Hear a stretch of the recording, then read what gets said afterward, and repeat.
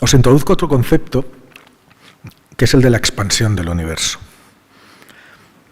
A ver, el universo empezó con, mal dicho, pero para que se entienda, con una gran explosión, que es el Big Bang. De un punto de la nada, todavía estamos por ver qué es lo que pasó ahí, explotó y surgió pues toda la materia que más tarde empezó a juntarse en átomos, que más tarde se juntaron en estrellas, que más tarde se juntaron en galaxias y que llegaron a la forma de estructuras que tenemos, ¿no? Pero es que esa expansión no se ha detenido, continúa.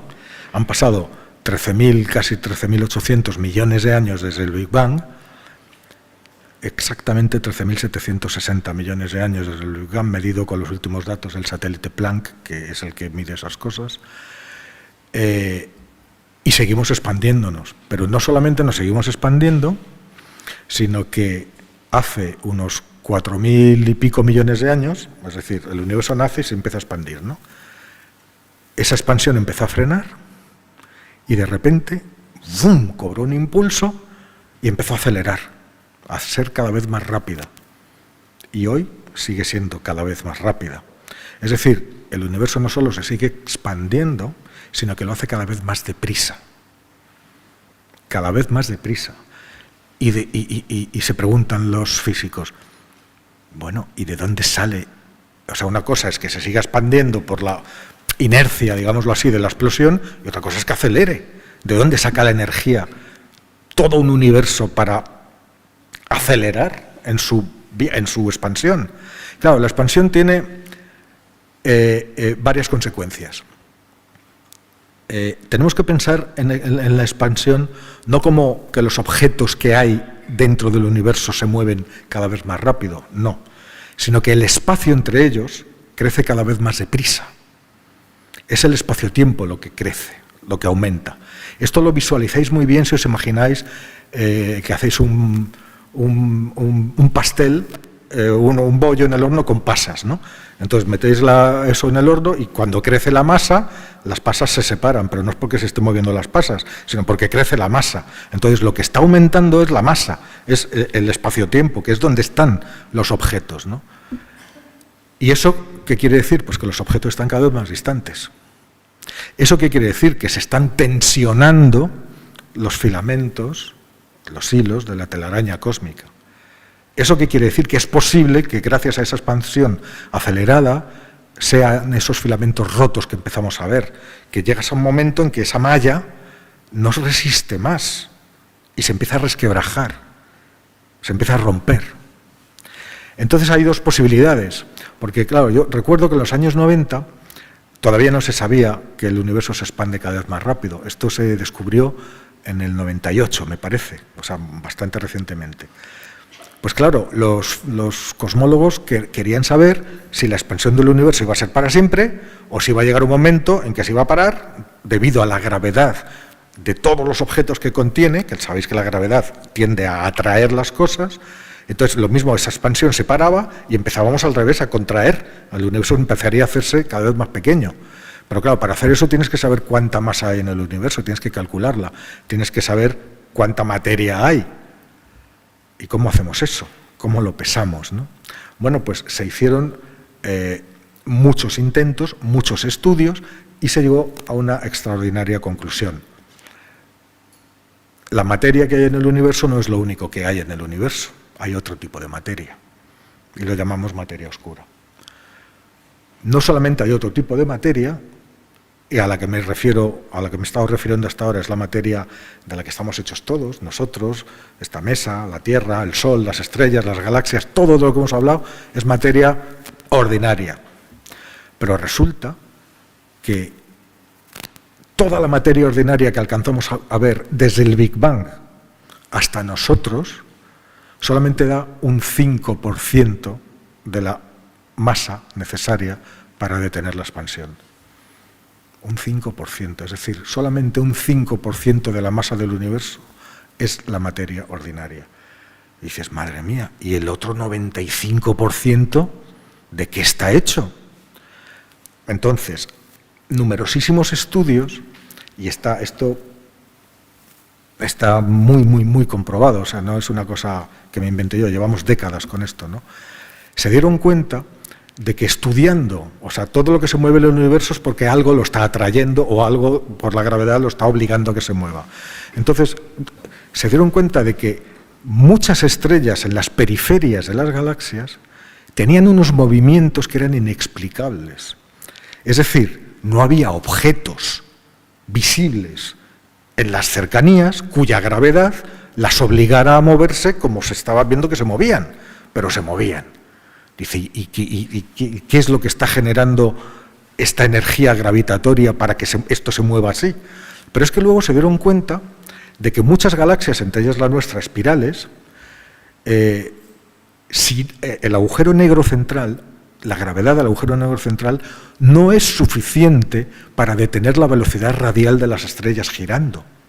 Es decir, si solamente dependiera del agujero negro central, las estrellas empezarían a girar y ¡bum!, acabarían perdiéndose, se desparramarían por el espacio. Hay una gravedad extra que las obliga a mantenerse donde están.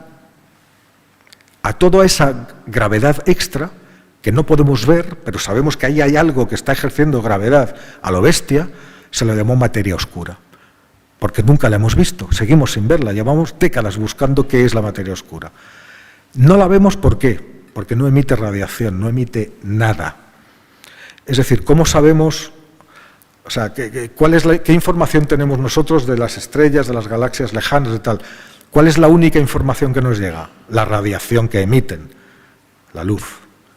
Su luz visible, o su luz infrarroja, o su luz en rayos X, o su luz en ondas de radio, o su luz en ultravioleta, es decir, emiten, y nosotros en el espectro visible las vemos brillando, pero si cogemos un telescopio de rayos X, la vemos brillando en rayos X, y si cogemos un telescopio de rayos gamma, los vemos brillando en rayos gamma, es decir, emiten un montón de cosas, información, esa es la información que tenemos, pero es que la materia oscura no emite nada. O sea, no hay ningún instrumento que las capte en ninguna longitud de onda de las que emite la materia normal. Pero sabemos que ejerce gravedad, porque podemos saber que está ahí por cómo se comporta la materia que sí podemos ver, las estrellas que sí vemos, las galaxias que sí vemos. Y entonces, ¿cuánta materia oscura hay? Si la materia normal es un 5%, resulta que la materia oscura, esa que no vemos, es 5 veces más numerosa. Tiene hasta un 27% de la masa total del universo. Un 27%. Vale, pero 27 y 5 son 32. Y el otro 68% de la masa del universo, que no es ni materia normal ni materia oscura, ¿eso qué es? Bueno, pues como ya no sabemos lo que es la materia oscura, muchísimo menos sabemos qué es ese otro 68%. Pero, entonces, ¿cómo lo hemos llamado? Energía oscura. Y resulta que esa energía oscura es probable que sea la responsable de que el universo esté acelerando en su expansión. Sería esa la energía, la fuerza que nos falta. Y dices, claro, ¿y de dónde sale? ¿Cuál es la fuente de la energía oscura? ¿De dónde sale? Bueno, pues parece ser que la energía oscura sale del propio vacío. Es decir, esos vacíos enormes que había a los lados de los filamentos, o el vacío que hay entre las estrellas, el vacío espacial, resulta que no es vacío, el vacío no existe. O sea, parece vacío, pero en realidad es un falso vacío, que llaman los físicos. Y cuando estudian el tejido del espacio-tiempo al mínimo detalle, se dan cuenta de que ahí, en esos vacíos, hay un burbujeo continuo, esto lo saben gracias a la mecánica cuántica, una especie de burbujeo continuo de partículas que entran en la realidad, están 100 milésimas de segundo y vuelven a salir continuamente, fum, fum, fum, fum, fum, fum, fum, burbujeando. El espacio-tiempo está hecho de eso, y probablemente ahí esté la fuente de esa energía. ¿Qué es lo que sucede? ¿Qué es lo que sucede? Si el universo tuviera la masa suficiente, que es lo que medían en los 90, como para detener la expansión, ¿qué es lo que tendríamos? Pues tendríamos un universo que primero no estaría acelerando, estaría decelerando, hasta un punto en que se detendría. Y cuando se detuviera empezaría a hacerse más pequeño. Es decir, las cosas cada vez más cerca. El espacio se iría encogiendo. ¿Y dónde llegaríamos? Pues al final llegaríamos al mismo punto que salimos, que en lugar de Big Bang los científicos llaman Big Crunch. Es una posibilidad, es una de las maneras en que puede morir el universo. Pero evidentemente la experiencia que tenemos, el saber que eso se está expandiendo cada vez más deprisa, no parece que sea esa. Esa teoría estuvo muy en boga hace unos años, pero está prácticamente descartada a la luz de lo que sabemos ahora. ¿Cuál es la otra alternativa? Pues que el universo se sigue expandiendo, expandiendo, expandiendo cada vez más y cada vez más rápido, hasta que la red cósmica, esa telaraña, se rompa y todos sus elementos acaban estando tan lejos unos de otros que no podamos ya ver ninguno. Ninguno. Os dije antes que las galaxias se intercambian con los miembros de su grupo, se intercambian, lo han encontrado en ríos de hidrógeno pasando de una galaxia a otra. Y entonces una galaxia que está terminando con sus reservas para formar estrellas y seguir viva, pues resulta que tiene una aportación de sus vecinas y le permite seguir un tiempo más. Pero si esta expansión cósmica continúa y continúa, resulta que las galaxias van a estar cada vez más lejos unas de otras. Y al final, si hay alguien vivo dentro de muchísimo tiempo, cuando esto esté mucho más avanzado, miraremos al cielo y no veremos nada, ni siquiera con el más potente de los telescopios, porque el universo se habrá expandido tanto que los objetos o las galaxias más cercanas a la nuestra habrán desaparecido detrás del límite de lo visible. ¿Cuál es el límite de lo visible? Pues el límite desde el cual ni siquiera a la velocidad de la luz un rayo de luz puede llegarnos. No le da tiempo, no puede, porque el universo se expande más deprisa y jamás llega. Nosotros estamos aquí y nunca. Pasado ese límite, o sea, vemos un objeto aquí, aquí, aquí, aquí, aquí, y de repente aquí ya dejamos de verlo, porque ya ha pasado ese límite y ya, por mucho que brille, esa luz ya nunca tendrá tiempo en toda la eternidad de llegar hasta nosotros. Y entonces, si hay astrónomos en aquel momento que estudien el universo, pensarán que el universo solo es la galaxia en la que vivimos y que no hay nada más alrededor. Y estarán en lo cierto. Pero ¿qué sucede? Ahí ya no hay más aportaciones de nada. Cuando la galaxia termine su combustible, su material de construcción de nuevas estrellas, y cuando las estrellas lleguen todas al final de sus vidas, que llegarán, pues el destino es muy oscuro. Se irán apagando una detrás de otra hasta que la galaxia se quede inerte.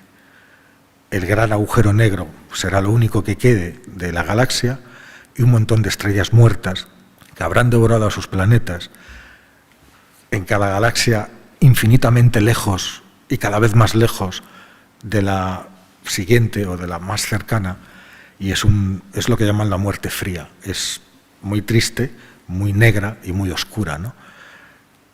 El universo seguirá existiendo durante mucho tiempo más, porque los propios agujeros negros son algo. Es decir, ya es un universo sin luz, sin radiación, sin estrellas, sin nada que brille, con mucha materia oscura y un montón de agujeros negros, de todos los tamaños.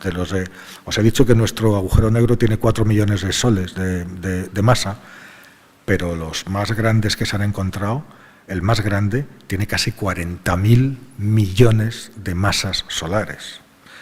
O sea, el perímetro de ese agujero negro es 4 veces el sistema solar. O sea, estamos en un momento... Claro, ¿qué tipo de muerte preferimos? No lo sabemos, ¿no? Y hay otro tipo más de fin del universo, que tiene que ver con esa energía de vacío que os decía, ¿no? Y eso lo llaman los americanos, que son los que ponen nombre a todo, lo llaman Big Rip, o la gran rasgadura, ¿no?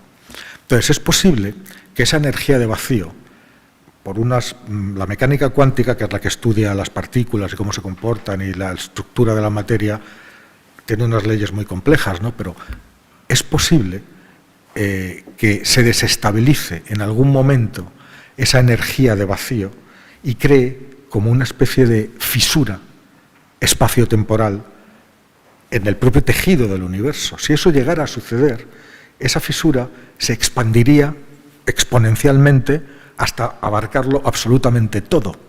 ¿Y qué es lo que pasa? Pues iría borrando la realidad, o sea, borrando todo con lo que se encuentra, anulándolo por completo. Es decir, si pasara por aquí delante haría, uy, esto ya nada, o sea, ni siquiera nos daríamos cuenta, ¿no? Porque eso iría siendo cada vez más grande, más grande, más grande, y se extendería como una mancha, esa primera fisura, que habría rasgado el tejido del propio espacio-tiempo, que es lo que sostiene a todo el universo, y al final pues lo abarcaría todo, lo abarcaría absolutamente todo, y habríamos dejado de existir y punto, pelota. O sea, cuando pasara por aquí, o sea, no la veríamos venir y ni siquiera nos enteraríamos de cuándo pasó, ¿no? Es otro tipo de muerte del universo. Pero bueno, yo lo que os quería decir, creo que ya os lo he dicho, no me he dejado algunas cosas, pero es que también el tiempo... todo pasa, o sea, todo, absolutamente todo, ¿no? Desde lo pequeño hasta lo más grande, ¿no? Es una cuestión de perspectivas, y es una cuestión de ser conscientes, ¿no? En dónde estamos, las posibilidades que tenemos. Es verdad que nos queda mucho futuro y afortunadamente, o no sé si afortunadamente, pero desde luego ningún ser humano, a no ser que estemos viviendo en muchísimos planetas en el futuro, va a ver este final del universo, porque estaremos muertos. Esto se producirá dentro de miles y miles y miles y miles, incluso dentro de billones de años, todo este proceso que os he dicho, ¿no? Pero nosotros vamos a durar bastante menos, ¿no? En mil millones de años, con un poco de suerte, pero yo creo que si en 100 años de tecnología estamos yendo a la Luna, estamos yendo a otros sitios, pues si conseguimos no destruirnos, si conseguimos superar, pues a lo mejor dentro de 1000 años somos capaces de viajar a otras estrellas. Imaginaros, dentro de 1000 millones de años, pues lo mismo, estamos tan extendidos que cuando se muera el Sol nos da igual, porque estamos en otros 500.000 soles viviendo, ¿no? No lo sé, no lo sabemos, ¿no? Pero desde luego aquí en la Tierra no quedará nadie para ver esto, ¿no? Pero eso es lo que sabemos hasta ahora y ya estamos. Yo sigo. ¿Y hasta cuándo? Pues hasta que tenga fuerzas. Exacto. Bueno, pues a mí me gustaría terminar como he empezado, que es agradeciendo a las personas que habéis asistido y de nuevo a Nieves por ese esfuerzo, porque yo creo que la divulgación, se puede ser periodista, se puede ser profesor, se puede ser muchas cosas, pero la divulgación implica otro tipo de entregas, ¿no? Entonces, al final, si no hay una voluntad de querer compartir ese conocimiento, es muy difícil, por mucho que lo conviertas en profesión. Entonces, bueno, pues creo que es también bonito agradecerte todo ese esfuerzo, que lo compartas. Y yo me voy bastante contenta, porque estaba un poco agobiada con esos 5 minutos de universo que me quedaban, que cuando he visto la foto digo, ay Dios mío, con la de cosas que tengo que hacer, y veo que me va a dar tiempo, que tengo algo más de 5 minutos. Con lo cual me voy... No sé si sería capaz de transmitir ahora aprendizaje de conocimiento, porque ha sido tal la cantidad de datos, ha sido mucha información en poco tiempo, y todo eso hay que digerirlo, pero bueno, pues irme contenta ya es un grado. He venido fascinada y abrumada y me voy contenta, porque tenemos tiempo, así que doble gracias por todo. Gracias.